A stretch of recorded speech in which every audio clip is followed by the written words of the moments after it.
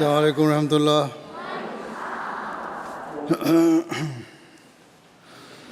تلاوت آصفہ وسیم جاوید صاحبہ.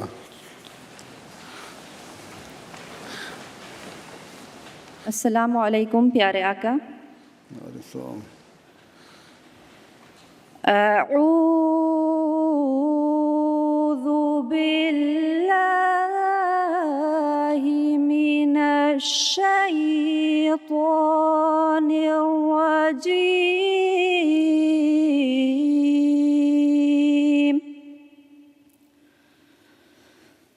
بسم اللہ الرحمن الرحیم.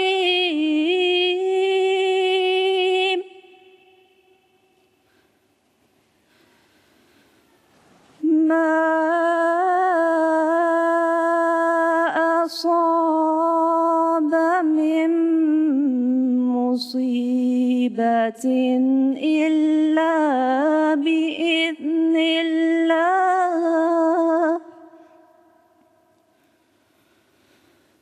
ومن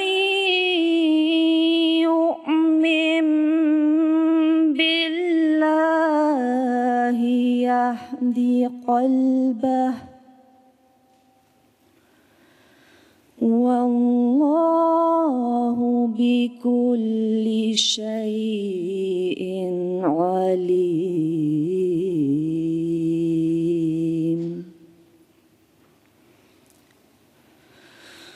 وأطيعوا الله وأطيعوا الرسول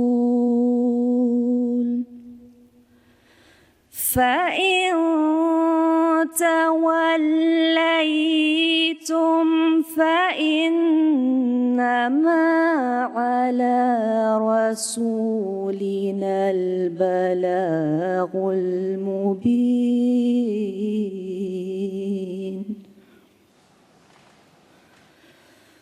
الله لا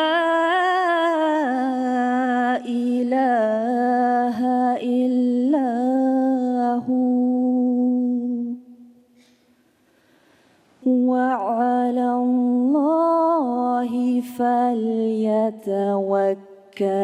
المؤمنون.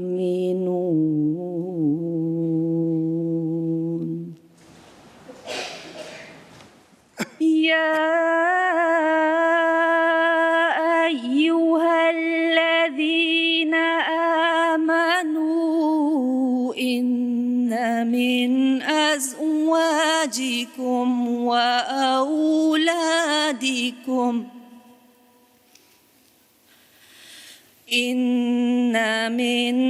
أزواجكم وأولادكم عدوا لكم فاحذروهم وإن تعفوا وتصفحوا وتغفروا فإن الله غفور رحيم.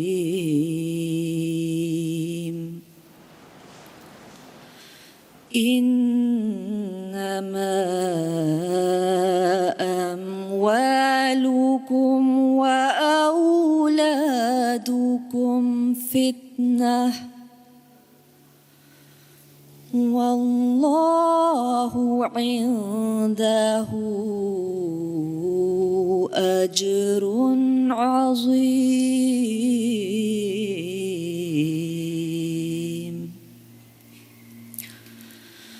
فاتقوا الله ما استطعتم واسمعوا وأطيعوا وأنفقوا خيرا لأنفسكم ومن يوق شح نفسه فأولئك هم المفلحون.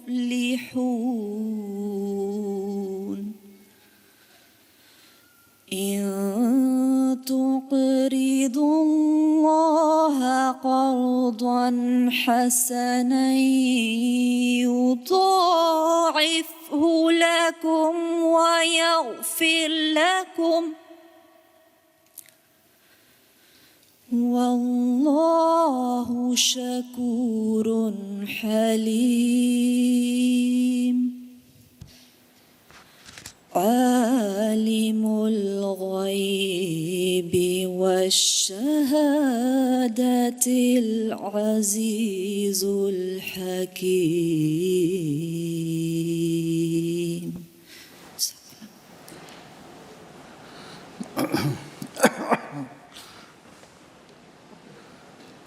ترجمہ سمیان جموڑائی صاحبہ.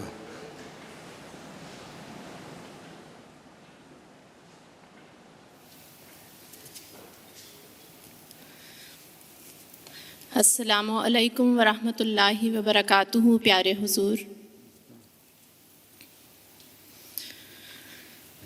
ابھی آپ کے سامنے سورہ التغابن کی آیات 12 تا 19 کی تلاوت کی گئی ہے.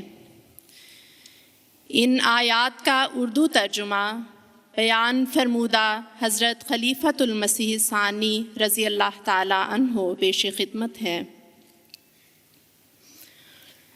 میں پناہ مانگتی ہوں اللہ کی دھتکارے ہوئے شیطان سے. میں اللہ کا نام لے کر جو بے حد کرم کرنے والا اور بار بار رحم کرنے والا ہے پڑھتی ہوں. کوئی مصیبت نہیں آتی مگر اللہ کے حکم سے، اور جو اللہ پر ایمان لاتا ہے وہ اس کے دل کو کامیابی کے طریقوں کی طرف پھیر دیتا ہے، اور اللہ ہر چیز کو جانتا ہے. اور اللہ اور رسول کی اطاعت کرو، لیکن اگر تم پھر جاؤ تو ہمارے رسول پر صرف کھول کر بات پہنچا دینا ہی فرض ہے. اللہ کے سوا کوئی معبود نہیں، اور مومنوں کو اللہ پر ہی توکل کرنا چاہیے. اے مومنوں، تمہاری بیویوں اور اولادوں میں سے بعض ایسے ہیں جو تمہارے دشمن ہیں، بس ان سے ہوشیار رہو، اور اگر تم عفو سے کام لو اور درگزر کرو اور معاف کرو تو اللہ بڑا معاف کرنے والا اور بے انتہا کرم کرنے والا ہے. تمہارے مال اور تمہاری اولادیں صرف ایک آزمائش کا ذریعہ ہیں، اور اللہ کے پاس بڑا اجر ہے. بس جتنا ہو سکے اللہ کا تقوی اختیار کرو اور اس کی بات سنو اور اس کی اطاعت کرو، اور اپنے مال اس کی راہ میں خرچ کرتے رہو. یہ تمہاری جانوں کے لیے بہتر ہوگا. اور جو لوگ اپنے دل کے بخل سے بچائے جاتے ہیں وہ کامیاب ہوتے ہیں. اگر تم اللہ کے لیے اپنے مالوں میں سے ایک اچھا حصہ کاٹ کر الگ کر دو تو وہ اس حصے کو تمہارے لیے بڑھائے گا اور تمہارے لیے بخشش کے سامان پیدا کرے گا. اور اللہ بہت قدردان اور ہر بات کو سمجھنے والا ہے. وہ حاضر اور غائب کو جانتا ہے اور غالب اور حکمت والا ہے.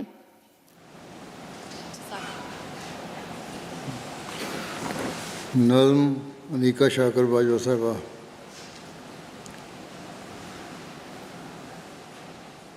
السلام علیکم میرے پیارے حضور.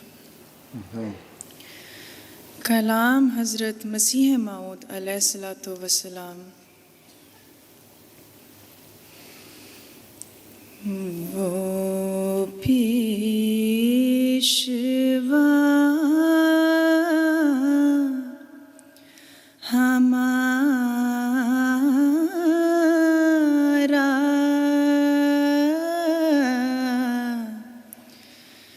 جس سے ہے نور سارا،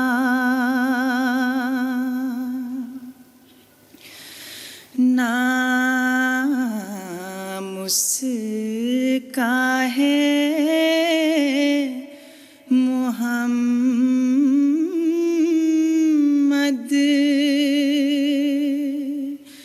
دلبر میرا یہی ہے.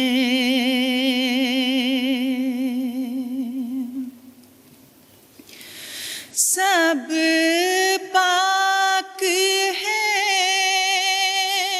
پیغمبر،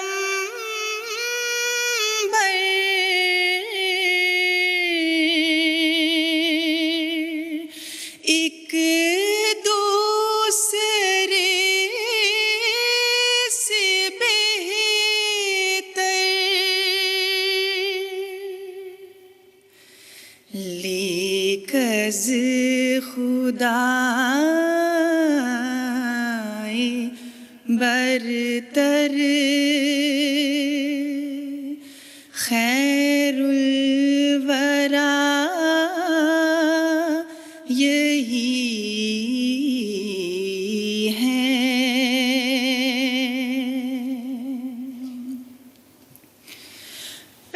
پہلوں سے خوب تر ہے، خوبی میں ایک کمر ہے، اس پر ہر ایک نظر ہے، بدر و دجا یہی ہے.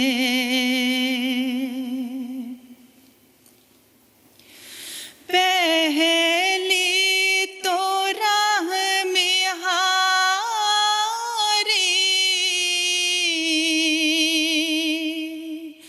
پار اس نے ہے اتاری، میں جاؤں اس کی واری،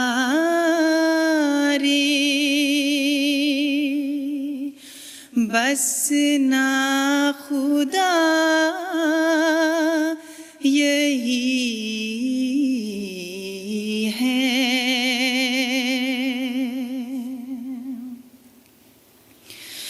وہ آج شاہدی ہے، وہ تاج مرسلی ہے، وہ طیب و امی ہے، اس کی ثنا یہی ہے.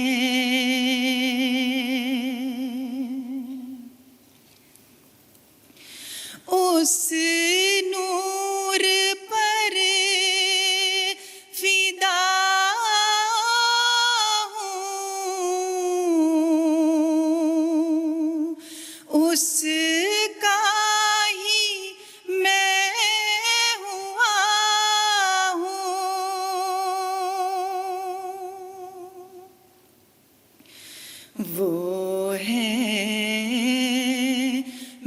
چیز کیا ہوں، بس فیصلہ یہی ہے۔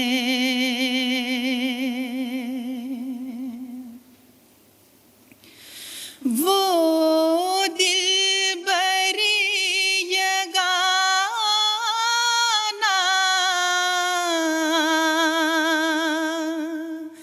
علموں کا ہے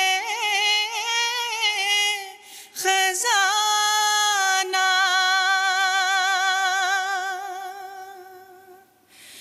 باقی ہے سب فسانہ، سچ بھی خطا یہی ہے۔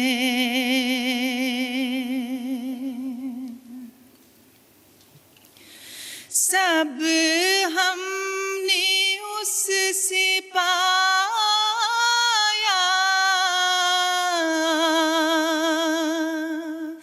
شاہد ہے تو خدایا،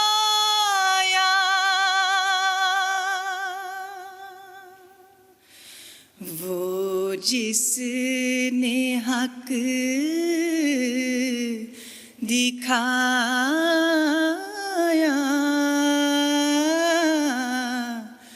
وہ محل کا یہی ہے۔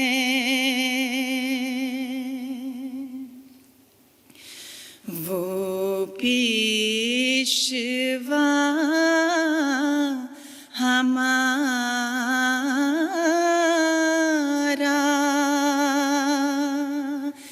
جس سے ہے نور سارا،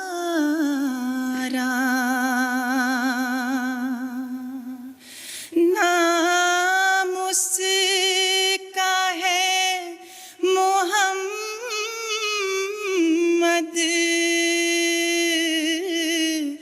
دلبر میرا یہی ہے۔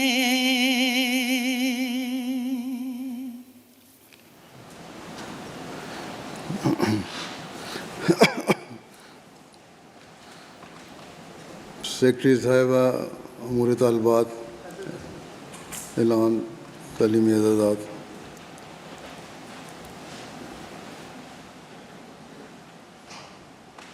بسم اللہ الرحمن الرحیم۔ پیارے آقا السلام علیکم ورحمۃ اللہ وبرکاتہ۔ اللہ تعالیٰ کے فضل سے ان خوش نصیب طالبات کے نام پیارے آقا اید اللہ تعالیٰ بنصرہ العزیز کی خدمت میں پیش کیے جائیں گے، جنہوں نے نمایاں تعلیمی کارکردگی دکھاتے ہوئے اپنی تعلیم مکمل کی ہے۔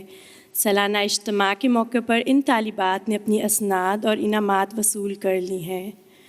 اب ان طالبات کے نام پیش ہیں جنہوں نے پی ایچ ڈی کی ہے: doctor Nighat Ahmad Koblenz, doctor کوئن شی لی نارتھ ویسٹ اسٹاٹ، doctor Marina Khan Koblenz, doctor Bariya Altaf Qadeer Mahdi Abad, doctor Maliha Malik بلشٹیٹ، ڈاکٹر شائستہ انتلیب کھیمنٹس۔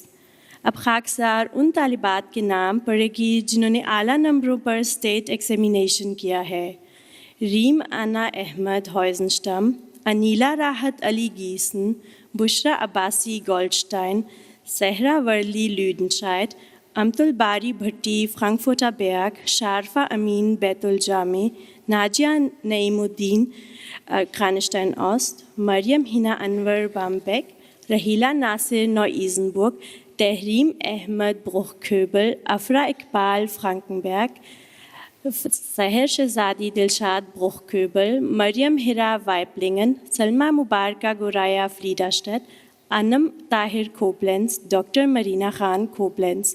پیارے آقا اید اللہ تعالیٰ بنصرہ العزیز اب ماسٹرز میں نمایاں کارکردگی حاصل کرنے والی طالبات کے نام پڑھے جائیں گے۔ فریحہ سعادت احمد ماربورگ نے ڈبل ڈگری حاصل کی ہے۔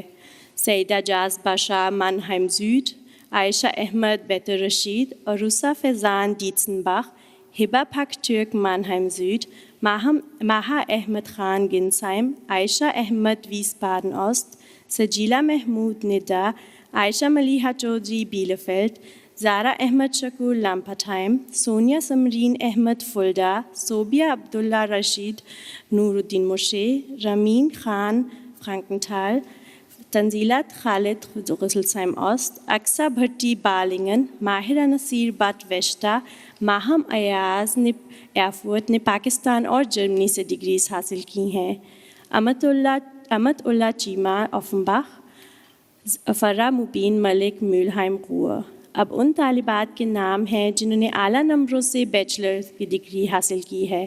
Ayesha Sabiya Wiesbaden west, Ayesha Chaudhry Dortmund, Hamna Hafeez Awan Hattersheim, Anisha Khan کھلن، انیلا اقبال بٹ ایلونگن، معروخ بٹ لیہائم، سامیہ چیما غسلسائم ویسٹ، سمرین بٹ ویشٹا، جویریہ شاہ کھپائے کھلن، طیبہ ظفر لوٹوکسہافن، عروج ثاقب مرفیلڈن ویسٹ، سونیا بلال کھوکر مہدی آباد، منیبہ کالون بیت الصبو زوڈ، طوبہ احمد نور مشرے، دردانہ رانا بروخسل اوسٹ، تحریم زاہد بلشٹیٹ، عائشہ امامہ احمد ہاؤزن، عروج احمد دتماشن، سلمہ محمود ایشاسائم، سمن خواجہ زیلنگنشٹاٹ، ماہم احمد بیت الرشید، طوبہ خان ڈغائے عائش، ماہم ایاز ایرفورٹ۔ ابیٹور میں اعلیٰ نمبروں والی طالبات ہیں کومل زمان کھلن، دانیہ احمد غاؤنہائم زوڈ، لبیبہ ظہور احمد گروس امشٹاٹ، زوہا اصغر دامشٹاٹ گریسائم، فاطمہ شہزاد بریما ہافن، سبیکہ احمد شٹاڈر، حالہ احمد بروخسل ویسٹ، تہمینہ جاوید بوبلنگن، فریحہ چیما مائنٹھال، صباحت نور اوسنابرک، امینہ اصغر کھوبلینز، سمرن نوال احمد ڈوگر کھاسل زوڈ، عروج تنویر ہائلبرون، ایمن رویا ورک ہومبرگ زا۔ اب خاکسار انٹرنیشنل طالبات کے نام پڑھے گی جنہوں نے اعلیٰ نمبروں کے ساتھ اپنی تعلیم مکمل کی ہے۔ Irsa Ijaz China, Maimoona Khan France, Mahjabeen Azhar France, Tanzeela Kanwal France, Hala Sohail France. پیارے آقا اید اللہ تعالیٰ بنصرہ العزیز کی خدمت میں تمام طالبات کے لیے دعا کی عاجزانہ درخواست ہے۔ جزاک اللہ احسن الجزا۔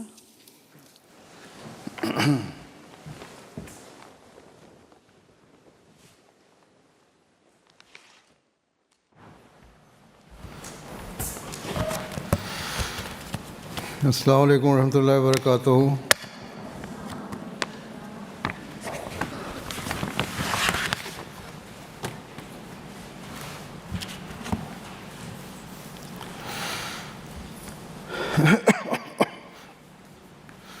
أشهد أن لا إله إلا الله وحده لا شريك له وأشهد أن محمدا عبده ورسوله أما بعد فأعوذ بالله من الشيطان الرجيم بسم اللہ الرحمن الرحیم الحمد للہ رب العالمین الرحمن الرحیم مالک یوم الدین ایاک نعبد و ایاک نستعین اهدنا الصراط المستقيم صراط الذين أنعمت عليهم غير المغضوب عليهم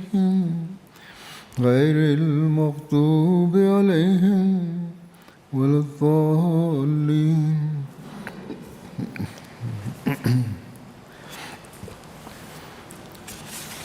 آج آپ لوگ یہ جلسہ سالانہ جرمنی میں شمولیت کے لیے جمع ہوئی ہیں. اس وقت میں دیکھ رہا ہوں کئی ہزار کی تعداد میں عورتیں وہاں بیٹھی ہیں. ہر احمدی عورت کا ایک مقصد ہے اور ہونا بھی چاہیے جس کا آپ عہد کرتی ہیں، اور ہر مرد بھی عہد کرتا ہے کہ اس نے دین کو دنیا پر مقدم رکھنا ہے. ایم ٹی والوں سے پوچھ لیں آواز وہاں صحیح جا رہی ہے؟ بس دین کو دنیا پر مقدم رکھنے کے لیے ضروری ہے کہ اپنی ذمہ داریوں کا احساس پیدا کریں، اور اللہ تعالیٰ نے جو ہدایات دی ہیں، جو دین ہمیں سکھایا ہے، اس پر عمل کرنے کی کوشش کریں. اس کے لیے دین کا علم حاصل کر کے اپنی زندگی کا حصہ بنائیں. کسی بھی معاشرے میں یا قوم کی ترقی جو ہے اس کا دار و مدار زیادہ تر اس قوم کی عورتوں پر ہوتا ہے، کیونکہ عورتوں کی تعداد عموماً مردوں سے زیادہ ہوتی ہے، اور اس لحاظ سے ان کی ذمہ داریاں بھی بڑھ جاتی ہیں. اگر عورتوں کے معیار بلند ہوں گے تو نئی نسل زیادہ بہتر طور پر پروان چڑھنے والی ہوگی، اور اپنی قوم کی روایات اور علم کو سیکھ کر اس پر عمل کرنے والی ہوگی. یہی حال دین کے معاملے میں ہے. اگر عورتوں میں مذہب کی تعلیم ہوگی اور دین کے مطابق عمل کرنے والی ہوں گی تو اگلی نسل میں بھی دین رائج ہوگا اور انہیں مذہب سے دلچسپی پیدا ہوگی. اس لیے اسلام نے عورت کو ایک خاص مقام دیا ہے اور اسے اس کی ذمہ داریوں کا احساس دلایا ہے. اس بارے میں اکثر بتاتا رہتا ہوں، لیکن جو توجہ ہونی چاہیے وہ نہیں ہو رہی. میں مردوں کو بھی توجہ دلاتا ہوں کہ عورتوں کے حقوق ادا کریں اور انہیں دین سکھائیں، اور عورتوں کو بھی توجہ دلاتا ہوں کہ وہ دین کا علم حاصل کریں اور اپنی اگلی نسلوں کی حفاظت کریں. اس احساس کمتری میں نہ رہیں کہ اسلام نے آپ کو کوئی کمتر مقام دیا ہے، بلکہ اسلام نے آپ کو ایک بڑی حیثیت دی ہے. ماں کی حیثیت سے اس کا ایک مقام ہے، بہن کی حیثیت سے اس کا ایک مقام ہے، اور بیوی کی حیثیت سے اس کا مقام ہے. اور مردوں کو اللہ تعالیٰ نے عموماً یہ ہدایت فرمائی ہے کہ وہ عاشرہن بالمعروف، یعنی عورت کا ایک مقام ہے، اس لیے اس کی قدر کرو اور بلا وجہ بہانے بنا کر اسے کسی طرح کا نقصان پہنچانے یا جذباتی تکلیف پہنچانے کی کوشش نہ کرو. اس سے سلوک کرو. یہ عورت ہی ہے جس کی وجہ سے تمہاری نسل چل رہی ہے، کیونکہ ہر انسان کو تمام حالات کا علم نہیں ہوتا. بعض لوگ سمجھتے ہیں کہ اگر وہ بعض معاملات میں زیادتی کر بھی جائیں تو وہ جائز ہے، اور وہ اسے یہ کہہ کر جائز قرار دیتے ہیں کہ عورت نے فلاں قصور کیا، اس وجہ سے پھر وہ گناہ گار ٹھہرتے ہیں،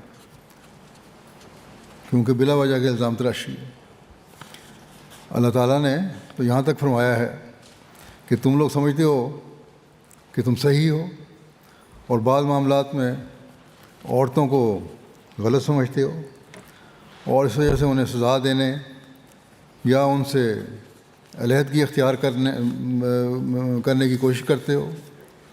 لیکن اللہ تعالیٰ تو فرماتا ہے کہ اگر تم کسی چیز کو ناپسند بھی کرو تو عین ممکن ہے کہ وہ تمہارے فائدے کے لیے ہو، اور اللہ تعالیٰ اس میں بھلائی رکھ دے. اس لیے ذرا ذرا سی بات پر عورتوں کے جذبات سے کھیلنے کا بہانہ نہ بناؤ اور انہیں تکلیف دینے کی کوشش نہ کرو، کیونکہ جس چیز کو تم ناپسند کرتے ہو سکتا ہے اللہ تعالیٰ اسی چیز کو پسند کر رہا ہو۔ اس لیے بہتر یہی ہے کہ اگر عورتوں میں کوئی معمولی غلطیاں دیکھو بھی تو انہیں آرام سے سمجھاؤ اور پھر معاملہ اللہ تعالیٰ کے سپرد کر دو، ان کے لیے دعا کرو، اللہ تعالیٰ سے دعا کرو کہ اگر تمہارے نزدیک عورت نے کوئی غلطی کی ہے تو اللہ تعالیٰ اس کی اصلاح کر دے۔ اللہ تعالیٰ نے بڑا واضح طور پر مردوں کو ان کے مقام کی وجہ سے فرمایا ہے کہ صرف تمہارے ہی جذبات نہیں ہیں بلکہ عورتوں کے بھی جذبات ہیں، ان کا خیال رکھا کرو۔ اللہ تعالیٰ فرماتا ہے کہ واللہ جعل لکم من انفسکم ازواجا، واللہ جعل لکم من انفسکم ازواجا، یعنی اللہ تعالیٰ نے تمہارے لیے تم ہی میں سے تمہارے جیسے جذبات رکھنے والی بیویاں بنائی ہیں۔ بس مردوں کو یہ تلقین فرما دی کہ بلا وجہ ذرا سی بات پر عورتوں سے بد کلامی نہ کرو، تلخی نہ کرو یا بدسلوکی نہ کرو، وہ بھی انسان ہیں اور ان کے بھی تمہارے جیسے جذبات ہیں، انہی سے تمہاری نسل چل رہی ہے۔ اگر تم ان کو بلا وجہ صدمات پہنچاؤ گے تو ہو سکتا ہے کہ تمہاری نسل ہی تمہارے خلاف ہو جائے۔ اکثر ایسا ہوتا ہے، میرے پاس کئی ایسے معاملات آتے ہیں جن میں مرد کے ظلم کی وجہ سے جبکہ عورت اطاعت اور فرمانبرداری دکھانے والی بھی ہو، مرد اپنی خواہشات کی تکمیل یا اپنی انا کی خاطر بعض دفعہ زیادتی کر جاتا ہے، اس کی وجہ سے پھر اولاد پر برا اثر پڑتا ہے، اور عورت پر ظلم و زیادتی کی وجہ سے اولاد اپنے باپ کے خلاف ہو جاتی ہے۔ پھر ایسے باپ شکایت کرتے ہیں کہ عورتوں کی حمایت کیوں کی جا رہی ہے، حالانکہ پہلا قدم تو انہوں نے خود اٹھایا ہوتا ہے۔ اگر عورت نے غلطی کی بھی تھی تو مرد کا کام تھا کہ پیار اور آرام سے سمجھاتا، اس کی اصلاح کرنے کی کوشش کرتا اور یہ خیال رکھتا کہ ہم نے آئندہ نسل کو سنبھالنا ہے۔ بس اللہ تعالیٰ فرماتا ہے کہ عورتوں کے جذبات کا خیال رکھو اور بلا وجہ ان پر الزام تراشی کی کوشش نہ کرو۔ اسی طرح یہ نہیں کہ سارا الزام صرف مردوں پر ہی آتا ہے، بعض عورتیں بھی ایسی ہیں جو بلا وجہ شکوے شروع کر دیتی ہیں اور اپنے حق اور جذبات کا بہانہ بنا کر گھروں میں لڑائی ڈال رہی ہوتی ہیں۔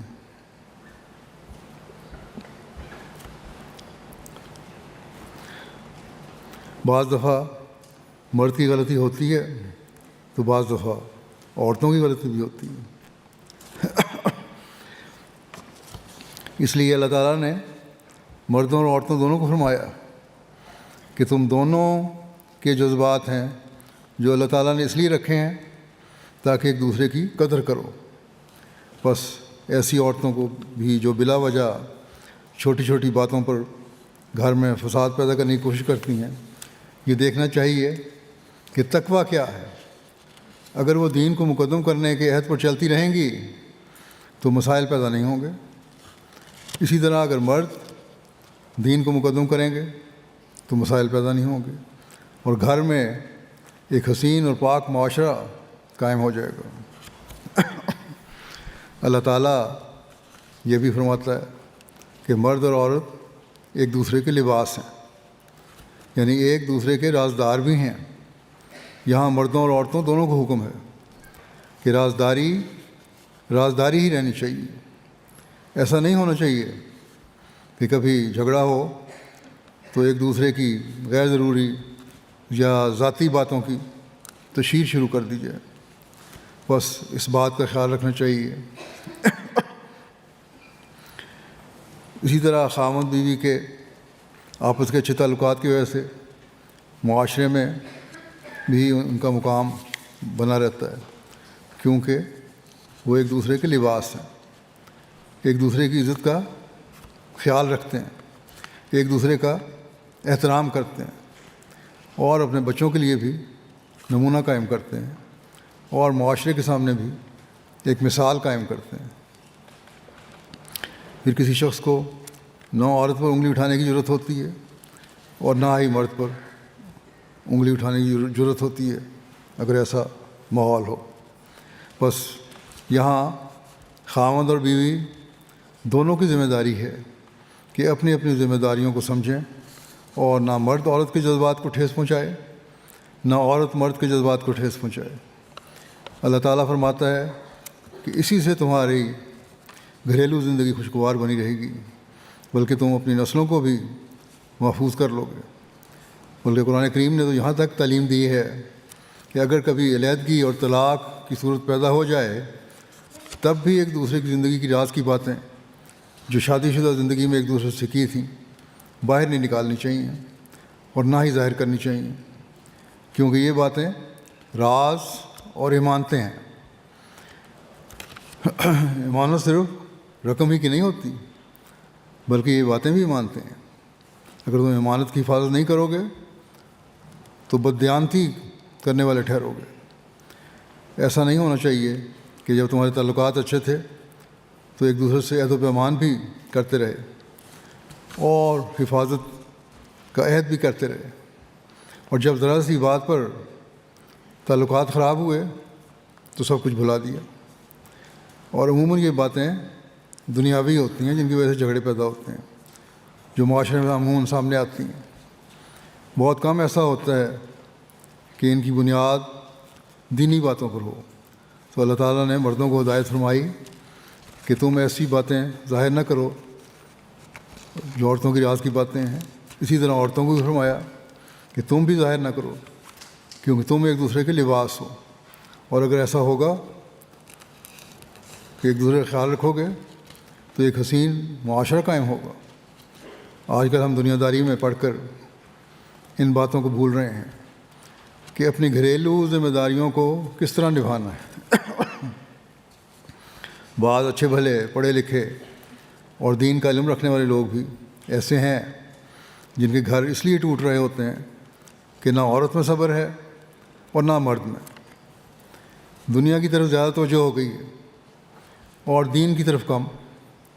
جب دین کی طرف توجہ کم ہو اور انسان اللہ تعالیٰ کے احکامات کو یاد نہ رکھے تو پھر ایسے حالات پیدا ہوتے ہیں کہ گھروں میں مسائل اور رشتوں میں دراڑیں پیدا ہونا شروع ہو جاتی ہیں۔ اس سے صرف وہ خود ہی متاثر نہیں ہوتے بلکہ اولادیں بھی متاثر ہو رہی ہوتی ہیں۔ بس اللہ تعالیٰ نے عورت اور مرد دونوں کے حقوق و فرائض بتائے ہیں، ایک دوسرے کی ذمہ داریاں ہیں، اپنے گھر کی اور اپنی اولاد کی ذمہ داریاں ادا کرنا ان کے فرائض میں شامل ہے۔ اولادوں کے بھی ان پر حق ہیں، خامتوں کے بھی ان پر حق ہیں، بیویوں کے بھی ایک دوسرے پر حق ہیں۔ بس ان باتوں کا یعنی کہ بیویوں کے بھی خامدوں پر حق ہیں، بس ان باتوں کو سامنے رکھنا چاہیے، اور جب ایسا ہوگا تو ایک خوبصورت اور حسین معاشرہ قائم ہوگا۔ جیسا کہ میں نے کہا، اللہ تعالیٰ نے نکاح کے خطبے میں بہت ساری ذمہ داریوں کی طرف توجہ دلائی اور بار بار یہ تلقین کی ہے کہ تقویٰ پر قائم رہو، اور جب تقویٰ پر قائم رہو گے تو ان باتوں پر عمل کر سکو گے جن کا حکم دیا اللہ تعالیٰ نے۔ اللہ تعالیٰ نے فرمایا کہ ایک دوسرے کے رحمی رشتوں کا خیال رکھو۔ بہت سارے مسائل سامنے آتے ہیں جب خامد بیوی کو کہہ دیتا ہے کہ تم اپنے گھر والوں سے تعلق نہیں رکھو گی، یا بیوی اس بات پر ناراض ہو جاتی ہے کہ میں خامد کے گھر والوں سے تعلق نہیں رکھوں گی، مجھے کیوں کہا جا رہا ہے تعلق کا۔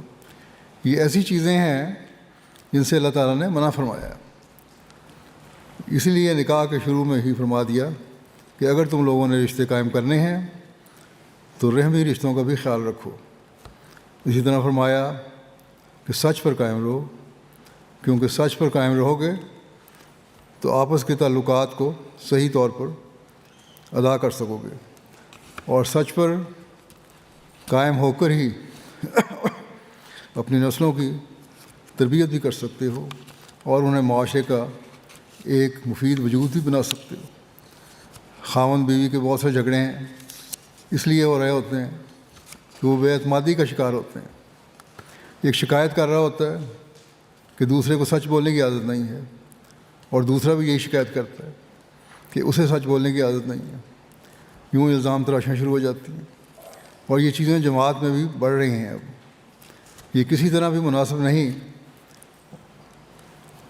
اور اس کا نقصان آئندہ نسلوں کو ہوگا۔ اس لیے ابھی سے اس طرف توجہ دینی چاہیے۔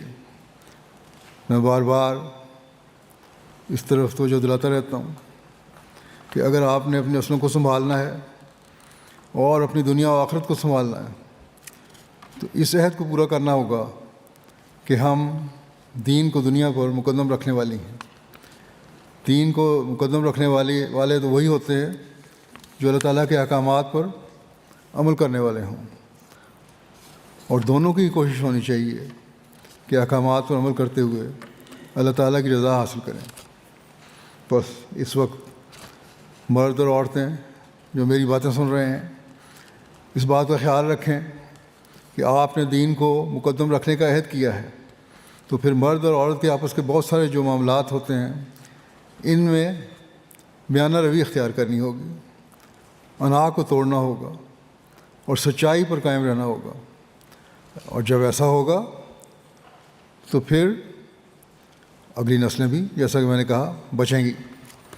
لیکن اگر سچائی اور اعتماد نہیں ہوگا تو نہ صرف آپ لوگوں کے اپنے تعلقات خراب ہوں گے بلکہ بچوں کے وہ بھی جھوٹ بولنے کی عادت پڑ جائے گی، اور پھر وہ معاشرے کا مفید حصہ بننے کی بجائے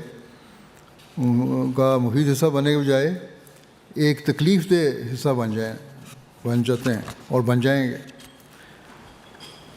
اللہ تعالیٰ فرماتا ہے کہ اگر تم سچائی پر قائم رہو گے، ایک دوسرے کا اعتماد حاصل کرنے کی کوشش کرو گے اور دین تمہاری پہلی ترجیح ہوگا، تو تمہاری ان کوششوں کے نتیجے میں اللہ تعالیٰ تمہاری اصلاح کرتا رہے گا اور تمہاری نسلوں کی بھی اصلاح کرتا رہے گا، اور وہ تمہارے گناہوں اور غلطیوں سے صرف نظر کرتا رہے گا اور تمہارے گھروں کو بھی ایک جنت نظیر نمونہ بنا دے گا۔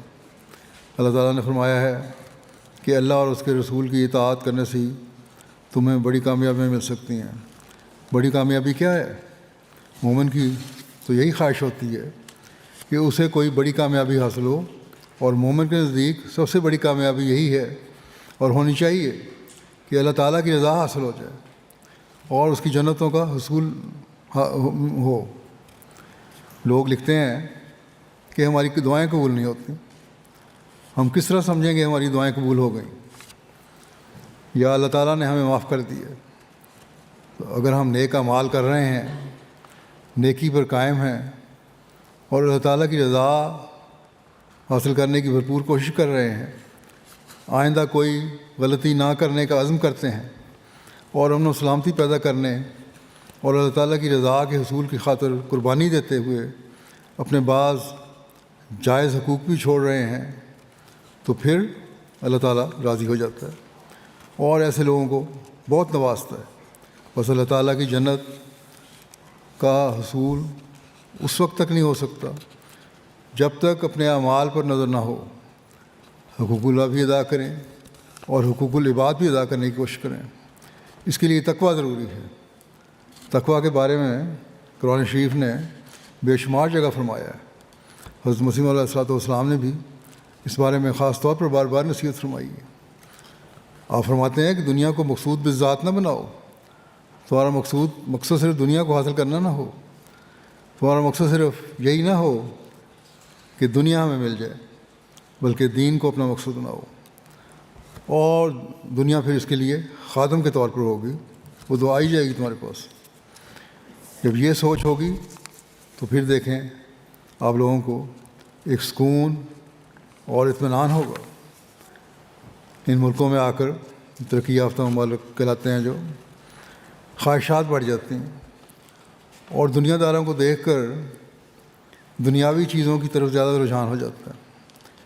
کسی کا اچھا گھر دیکھ لیا تو گھر کی لالچ پیدا ہو گئی، کسی کی اچھی کار دیکھ لی تو کار کی لالچ پیدا ہو گئی، کسی عورت کو زیور پہنے دیکھ لیا تو زیور کی لالچ پیدا ہو گئی۔ بس ان باتوں سے پرہیز کرنا چاہیے اور یہ کوشش کرنی چاہیے کہ ہمیں ان باتوں کے بجائے اللہ تعالیٰ کی رضا حاصل ہو۔ روایات میں آتا ہے ایک دفعہ حضرت صلی اللہ علیہ وسلم نے عورتوں کو خطاب کرتے ہوئے فرمایا تھا کہ اے عورتوں، تم چاندی کے زیور کیوں نہیں بناتی؟ سنو، کبھی ایسی عورت جس نے سونے کے زیور بنائے اور وہ انہیں فخر کی خاطر عورتوں کو یا اجنبی مردوں کو دکھاتی پھرتی ہے تو اس عورت کو اس کے اس فعل کی وجہ سے عذاب دیا جائے گا۔ بڑا انذار ہے، بڑی ڈرانے والی بات ہے۔ بس اس بات کو ہمیشہ یاد رکھنا چاہیے کہ ہماری خواہشات، زیورات کی خواہشات اور مال کی خواہشات اس لیے نہ ہوں کہ ہم ان پر فخر کریں۔ جائز ہے، زیور سونے کا پہننا بھی جائز ہے۔ آپ نے تو اس وقت کے حالات کے مطابق نصیحت فرمائی تھی کہ چاندی کا پہنو، کیونکہ اسلام کو اس وقت مال کی ضرورت تھی۔ وہ مال جو تم نے اپنے اوپر خرچ کرنا ہے اسلام کی مدد کے لیے خرچ کرو، لیکن زیور پہننا منع نہیں ہے۔ ہاں پہنو، لیکن فخر نہ کرو۔ جب ہم فخر کریں گے تو دین سے دور ہٹ جائیں گے، اور جب دین سے دور ہٹ جائیں گے تو پھر ہمارے یہاں جلسے کے لیے اکٹھے ہونے اور تقریریں سننے کا کوئی فائدہ نہیں ہوگا، کیونکہ پھر ان باتوں کا ہم پر کوئی اثر نہیں ہوگا، اور ہمارے ذہنوں میں صرف یہ ہوگا کہ ہم نے یہاں اپنی بڑائی کا اظہار کرنا ہے، اور یہ بڑائی اللہ تعالیٰ کو ناپسند ہے۔ بس اس کے لیے بہت کوشش اور ایک مسلسل عمل کی ضرورت ہے تاکہ ہم اپنی بھی اصلاح کر سکیں اور اپنی نسلوں کی بھی اصلاح کر سکیں۔ پھر ایک دیندار عورت کے لیے ضروری ہے کہ اپنی نمازوں میں خشوع و خضوع کی عادت ڈالے، ان میں ایک روح پیدا کرے اور عاجزی سے انہیں ادا کرنے کی کوشش کرے۔ اللہ تعالیٰ کے حضور حاضر ہوں تو یہ سوچ کر کہ خدا میرے سامنے ہے، پھر اسے مانگیں، اپنے لیے مانگیں، اپنے خاوندوں کے لیے مانگیں، اپنی اولاد کے لیے بھی مانگیں کہ اے اللہ، تو ہمیں نیکیوں پر قائم رکھنے والا ہے، تو ہمیں نیکیوں پر قائم رکھنے والا بنا، تو ہی نیکیوں پر قائم رکھنے والا ہے۔ تو ہمیں توفیق دے کہ ہم تیری عبادت بجا لا سکیں، اور ہمیں بھی اور ہماری اولادوں کو بھی اور ہمارے خاندانوں کو بھی اس پر قائم رکھ۔ اور جب عبادت میں توجہ قائم رہے گی تو انسان مختلف قسم کی لغویات اور فضولیات اور فضول خیالات سے بچتا رہے گا۔ جب نمازوں، استغفار اور ذکر الہی کی طرف توجہ ہوگی تو انسان بہت ساری دنیاوی خواہشات اور برائیوں سے بچ جاتا ہے۔ آج کل کے زمانے میں محض ٹی وی پر بیٹھ کر غلط قسم کے ڈرامے دیکھنا یا انٹرنیٹ اور سوشل میڈیا پر لگا پروگراموں میں شامل ہونے سے ذہن زہر آلود ہو جاتے ہیں، اور یہ زہر پھر انسان کے دماغ سے سارے جسم میں پھیل جاتا ہے، اور ایک برائی سے دوسری برائی جنم لیتی چلی جاتی ہے۔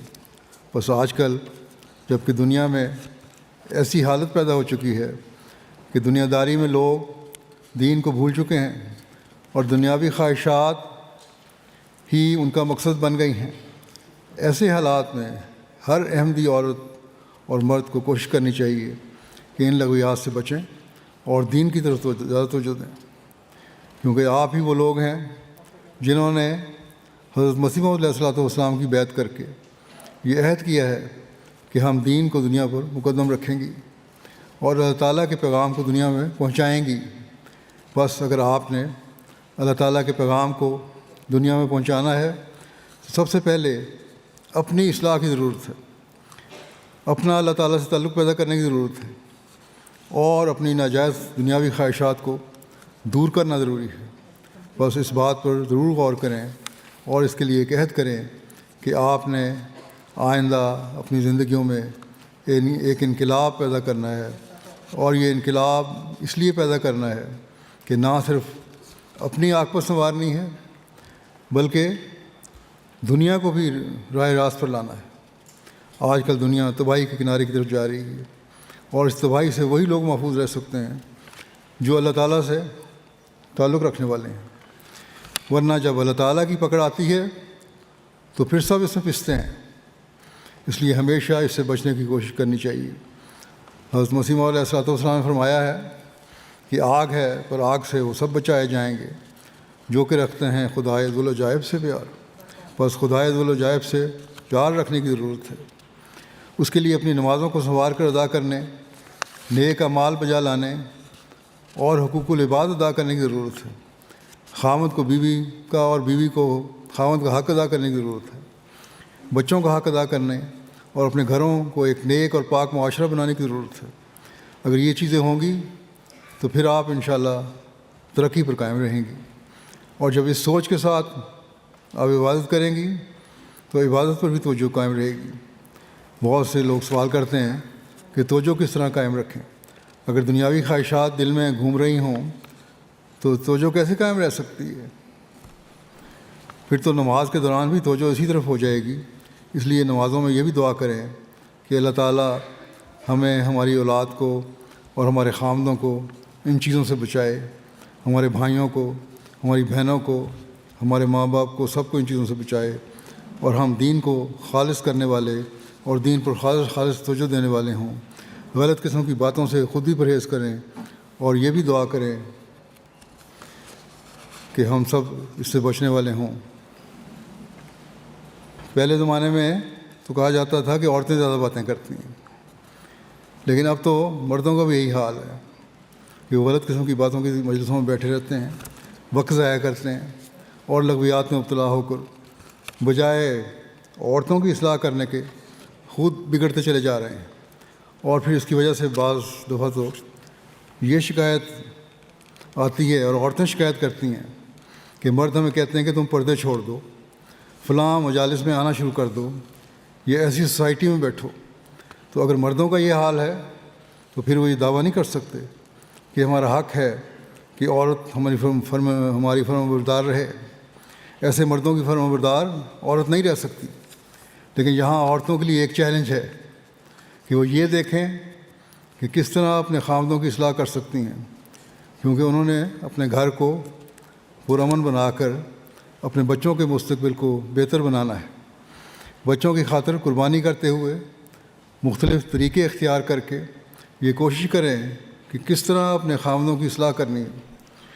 اگر خامد بگڑ رہے ہیں تو بیویاں ان کی اصلاح کریں، کیونکہ ان کے نمونے بچوں پر بد اثر ڈال سکتے ہیں اگر وہ خامد بد کام کر رہے ہیں۔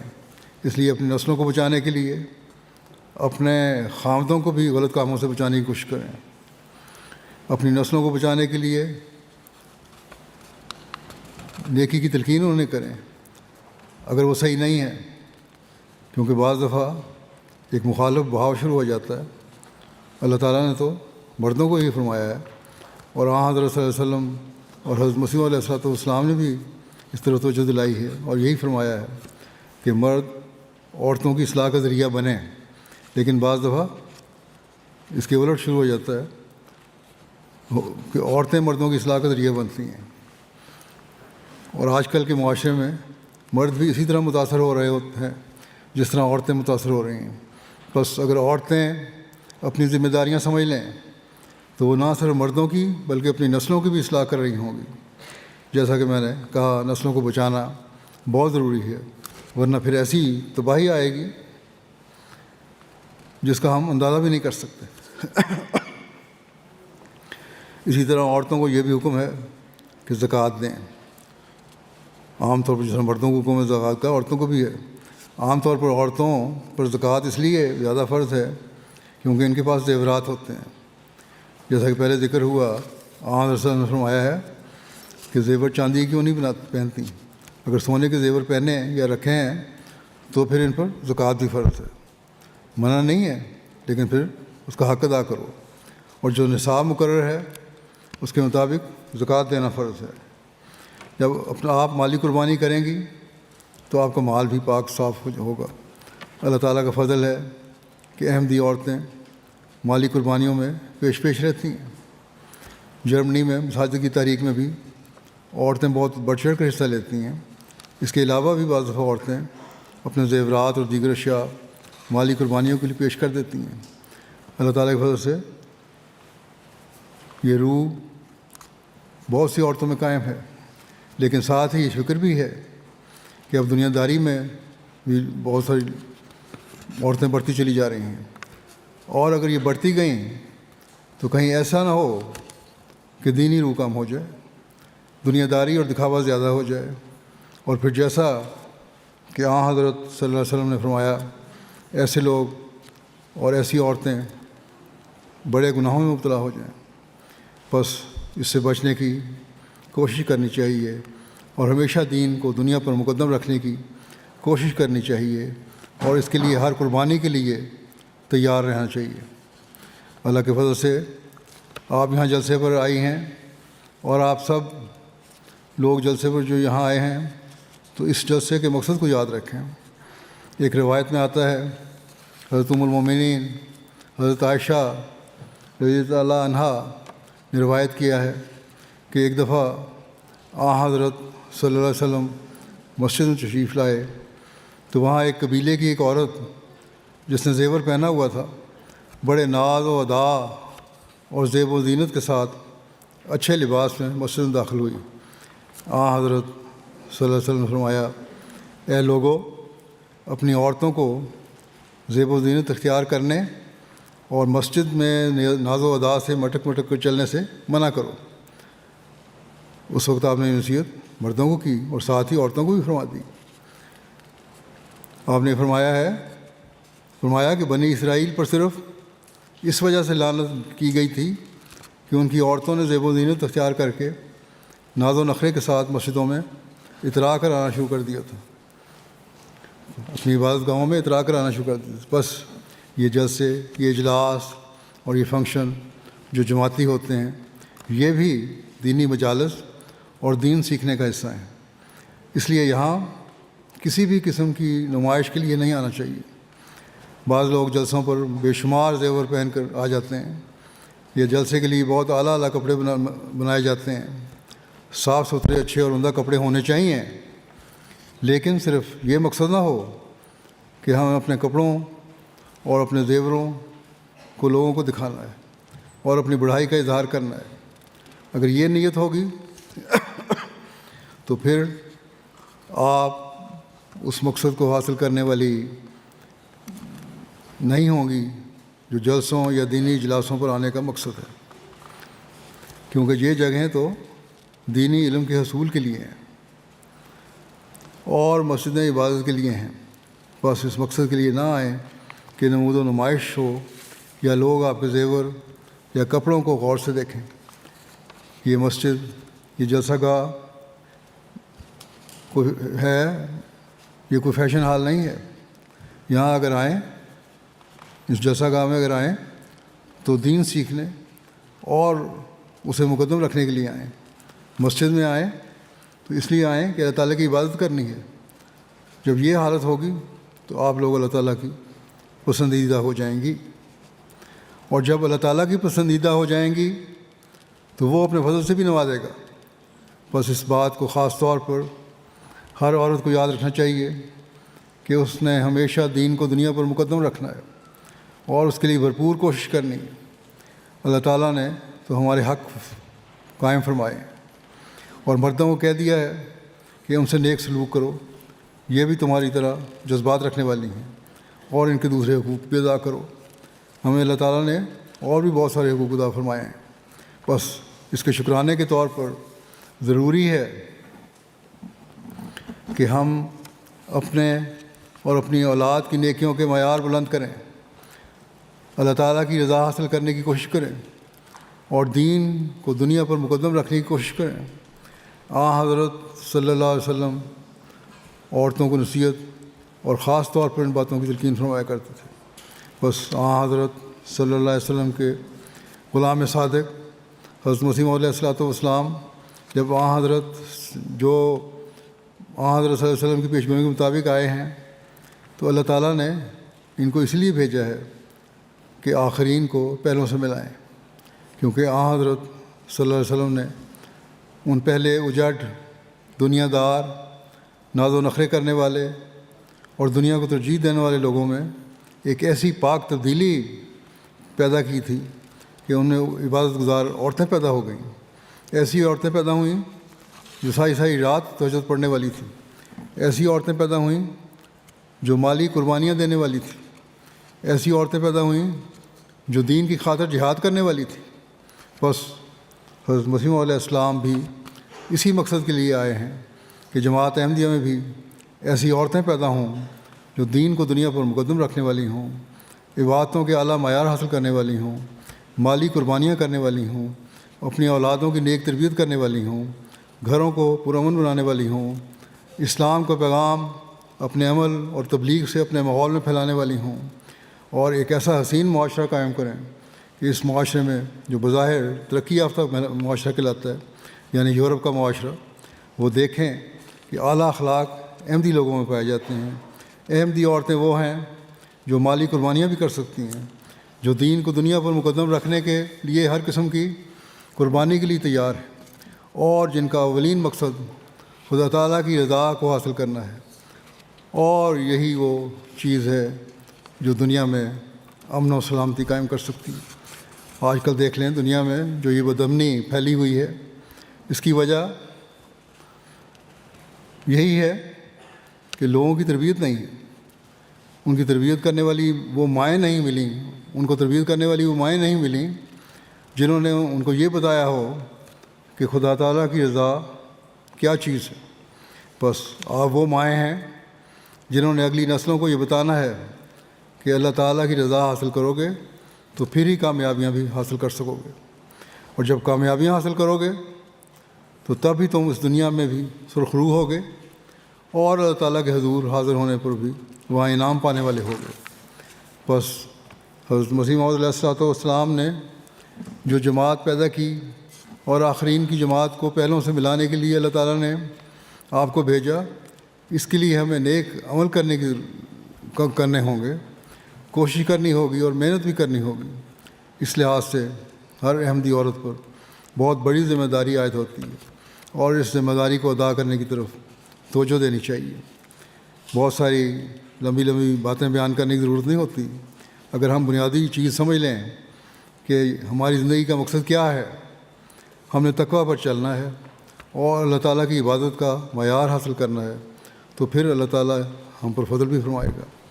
اللہ تعالیٰ نے عورت کو جو ایک مقام دیا ہے، اس کے لیے تمام نیکیوں میں مردوں کی طرح اسے اجر بھی دیا جائے گا. جس طرح مردوں کا اجر ہے اسی طرح عورتوں کا بھی اجر ہے. جیسا کہ میں نے پہلے بھی بیان کیا تھا کہ اللہ تعالیٰ نے فرمایا کہ جس طرح مردوں کے جذبات ہیں اسی طرح عورتوں کے بھی جذبات ہیں، پھر اسی طرح اور بھی بہت سارے حقوق ہیں، اس لیے اس بات کو یاد رکھیں. اور اللہ تعالیٰ نے فرمایا کہ جو اجر نیکیوں کو مردوں کو ملتا ہے وہی عورتوں کو بھی ملتا ہے. بعض ایسی باتیں بھی ہیں جن کے زیر اثر ہماری لڑکیاں اور عورتیں آ جاتی ہیں. مثلاً پردے یا حیا دار لباس کا معاملہ ہے. ایک عرب عورت نے مجھے لکھا، اسے ایک عیسائی لامذہب عورت نے کہا کہ میں تمہارے ساتھ کس طرح شامل ہو سکتی ہوں تمہارے مذہب میں، جب کہ تم عورتوں کو آزادی نہیں دیتی اور پردے اور حیا دار لباس کی باتیں کرتی ہو. کہتی ہیں کہ میں نے اسے سمجھایا بھی کہ کیا مقصد ہے اس کا. بہرحال ہم نے ان لوگوں کو سمجھانا ہے کہ جس چیز کو تم لوگ آزادی سمجھتے ہو وہ ہمارے نزدیک بے حیائی ہے، اور اس سے برائیاں پیدا ہوتی ہیں جس کے نتائج بھی آج کل ظاہر ہو رہے ہیں. میں نے UK کے جلسے میں بھی یہی بتایا تھا عورتوں کی تقریر میں کہ کس طرح آپ لوگوں نے اپنی حیا کو قائم رکھنا ہے. حضرت مسیح علیہ الصلوۃ والسلام نے فرمایا کہ پردے پر اعتراض کیا جاتا ہے، لیکن پردہ کوئی جیل خانہ نہیں ہے. یہ تو ایک ایسی روک بنائی گئی ہے تاکہ ٹھوکر سے بچیں اور برائیاں پیدا نہ ہوں. کیونکہ جب غیر مرد اور عورت بے محابہ اور بلا تعامل ملتے ہیں تو پھر جذبات نفس ٹھوکر کھا سکتے ہیں اور برائیاں بھی پیدا ہو سکتی ہیں۔ بس ایک نیک اور پاکیزہ ماحول قائم کرنے کے لیے ضروری ہے کہ ہماری سوچیں بھی نیک اور پاکیزہ ہوں، اور اس کے لیے ضروری ہے کہ ایسے اعمال کیے جائیں جن سے ان ٹھوکروں کے امکانات باقی نہ رہیں۔ اللہ تعالیٰ نے بے شمار نصیحتیں فرمائی ہیں کہ اپنے فروج کی حفاظت کرو، اپنے ایمانتوں کی حفاظت کرو، اپنے عہدوں کا پاس رکھو۔ یہ باتیں عورتوں اور مردوں دونوں سے کہی ہیں تاکہ ایک پاک معاشرہ قائم ہو۔ میں پہلے بھی کہہ چکا ہوں کہ سب تقوی پر چلنے والے ہو جائیں تو تبھی یہ حاصل ہو سکتا ہے۔ اللہ تعالیٰ کرے کہ ہم ایک معاشرہ ایسا معاشرہ قائم کر لیں جو تقوی پر چلنے والا ہو، پاک معاشرہ ہو اور اللہ تعالیٰ کی نعمتوں کو حاصل کرنے والا ہو۔ جو اس طرح کوشش کر کے اللہ تعالیٰ کی نعمت کو حاصل کریں گے، اللہ تعالیٰ انہیں ضرور اجر سے نوازتا ہے۔ حضرت مسیح علیہ الصلوۃ والسلام نے فرمایا ہے کہ اللہ تعالیٰ فرماتا ہے کہ جو شخص اللہ تعالیٰ سے ڈرتا رہے گا، اس کو اللہ تعالیٰ ایسے طور سے رزق پہنچائے گا کہ اسے معلوم بھی نہ ہوگا کہ کہاں سے آیا ہے۔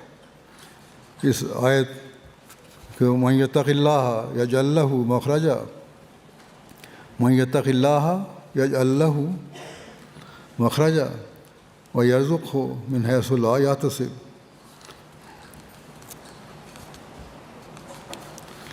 کی تشریح میں آپ فرماتے ہیں کہ اللہ تعالیٰ اس طرح رزق پہنچاتا ہے کہ اس کا امکان بھی نہیں ہوتا۔ آپ نے فرمایا کہ رزق کا خاص طور پر اس واسطے ذکر کیا ہے کہ بہت سے لوگ حرام مال جمع کرتے ہیں، غلط طریقوں سے مال کمانے کی کوشش کرتے ہیں۔ اگر وہ خدا تعالیٰ کے حکموں پر عمل کریں، تقویٰ سے کام لیں، تو خدا تعالیٰ خود ان کو رزق پہنچا دے گا۔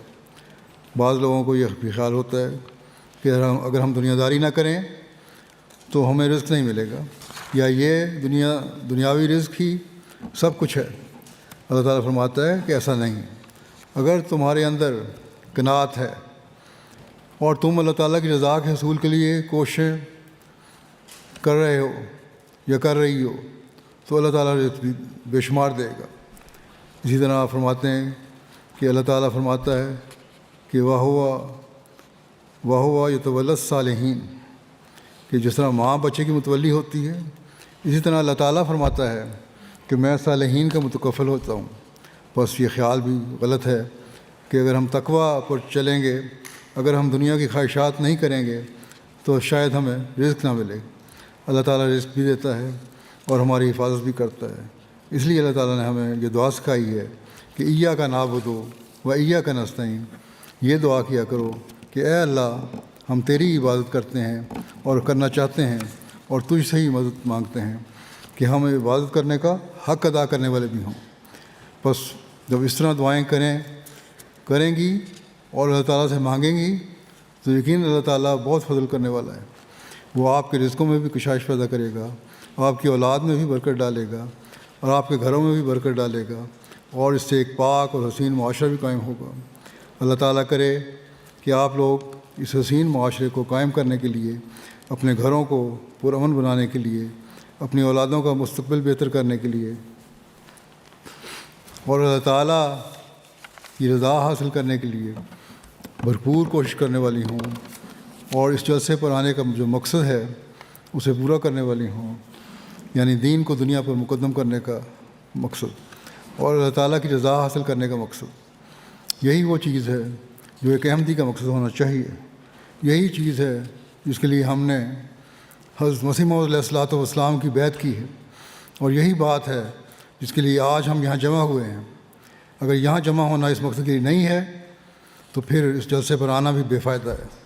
اللہ تعالیٰ سب کو توفیق عطا فرمائے کہ وہ اس کی رضا حاصل کرنے اور اس مقصد کو پورا کرنے والی بنے۔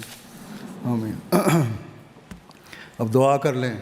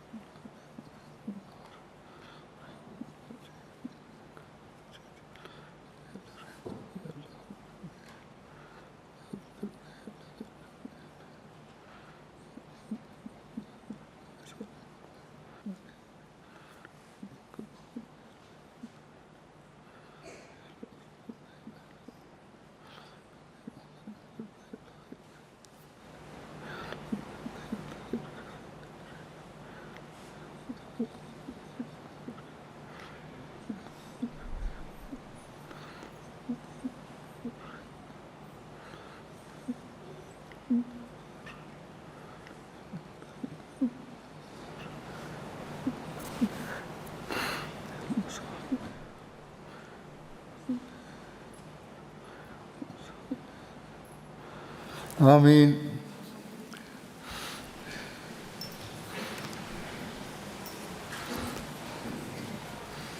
ہاں جی، اگلا کیا Lajna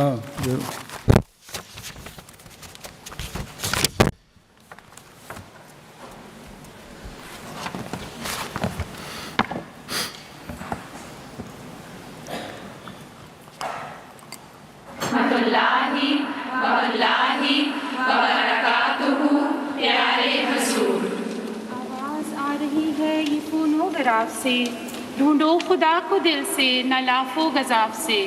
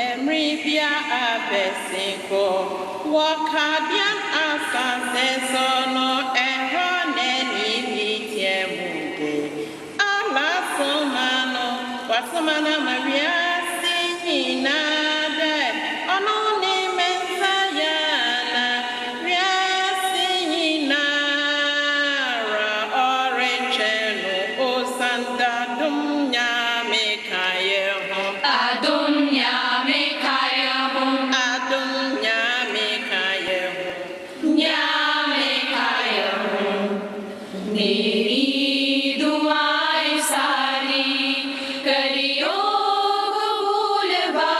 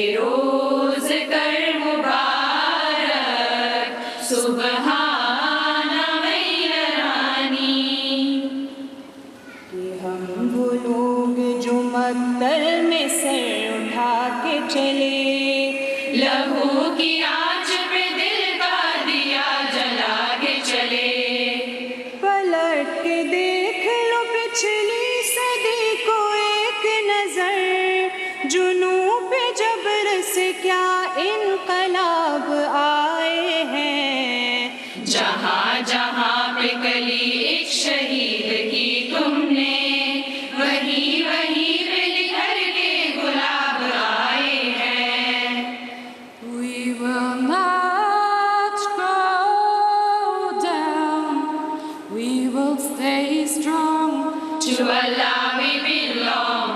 Destroy our mosques, our homes, take our lives. But our faith We'll never die. We will stay with the Khalifa of time.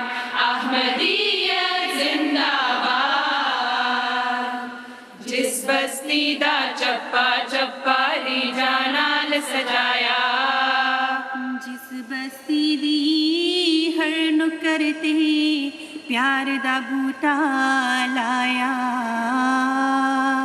اترتی خود پیاسی ہو گئی کفر دا فتوا لایا اساں ظلماتوں تنگ آ کے تیرے کوچے شور مچایا میں خدا نہ چھڈی بستی لندن ڈیرا لایا اس بستی دیا یاداں نے اج دل وچ میلا لایا اس بستی دے باسی راواں تک دے ترلے پاندے چھیتی واپس مڑ آون دا باتا یاد کرانگے احمدی ماں اٹھو ہے ہر طرف خوف و خطر دجال کے حملوں سے نسلوں کو بچانا ہے اگر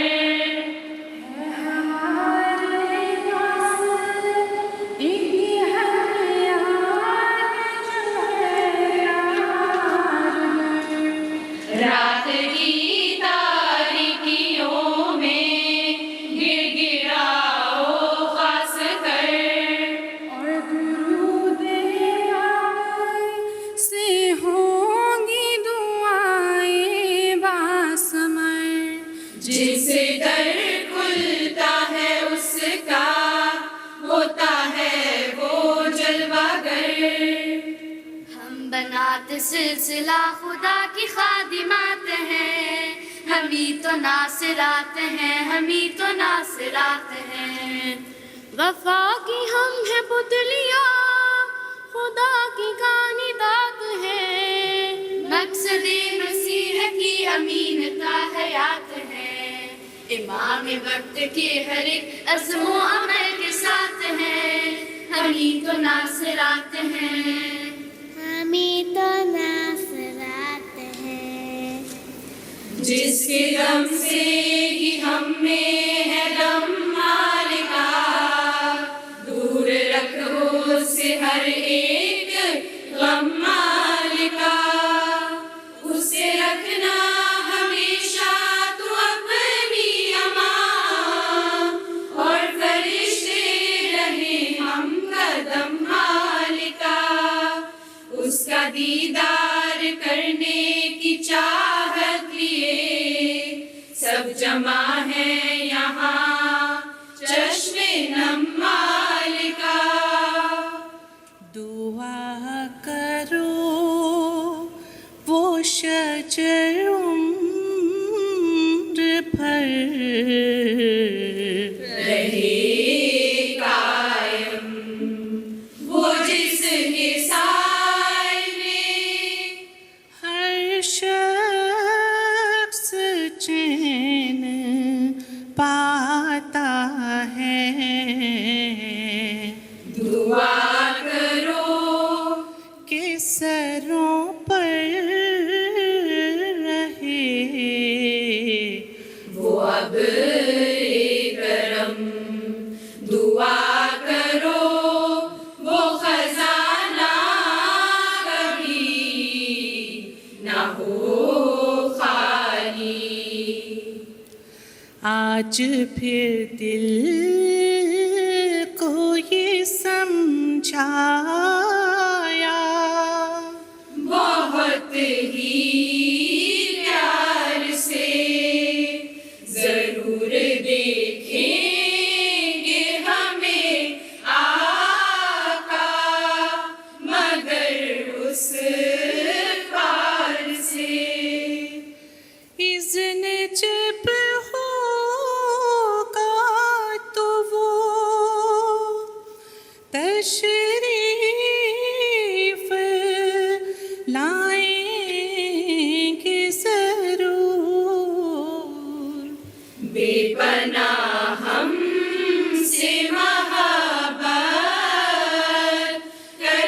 हैं प्यारे हुजूर, जरूर देखेंगे हमें आका, मगर उस पार से। ला इलाहा इल्लल्लाह मुहम्मदुर रसूलुल्लाह। batu mansa wo mansa mansoto namanke Allahu Ta'ala ti Muhammadu ate malakilati. La ilaha illallah Muhammadur Rasulullah. Ampara wahini biara ni ho najide alankuwa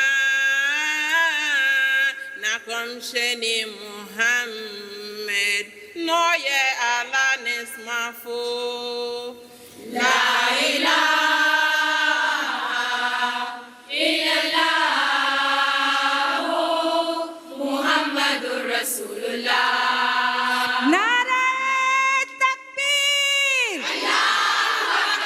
Nare takbir, Islam Ahmadiyat, Islam Ahmadiyat, Hazrat Muhammad Mustafa, Hazrat Muhammad Mustafa,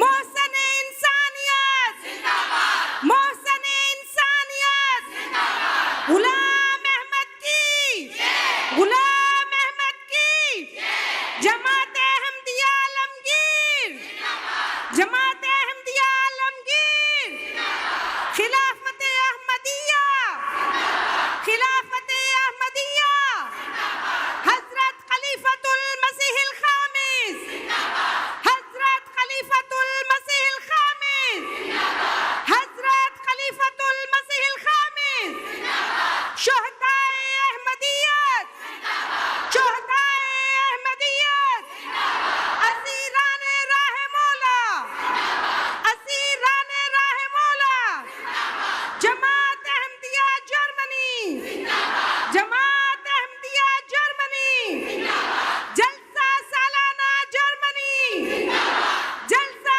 سالانہ جرمنی لجنہ امائلہ لجنہ امائلہ لجنہ امائلہ جرمنی لجنہ امائلہ جرمنی سچے احمدی کی ماں سچے احمدی کی ماں عائشہ academy Germany عائشہ academy Germany نعرہ تکبیر نعرہ تکبیر. شکر ہے جو نعرے ختم ہو گئے آپ کے. حاضری جو ہے اس وقت وہاں انہوں نے رپورٹ دی ہے کہ 17,276 وہاں موجود ہیں جرمنی میں، 1000 یہاں، اس طرح کل اس وقت مجموعی حاضری 18,000 کی ہو گئی. اللہ تعالیٰ آپ لوگوں کو اس پر عمل کرنے کی توفیق دے اور حفاظت میں رکھے سب کو. السلام علیکم ورحمۃ اللہ.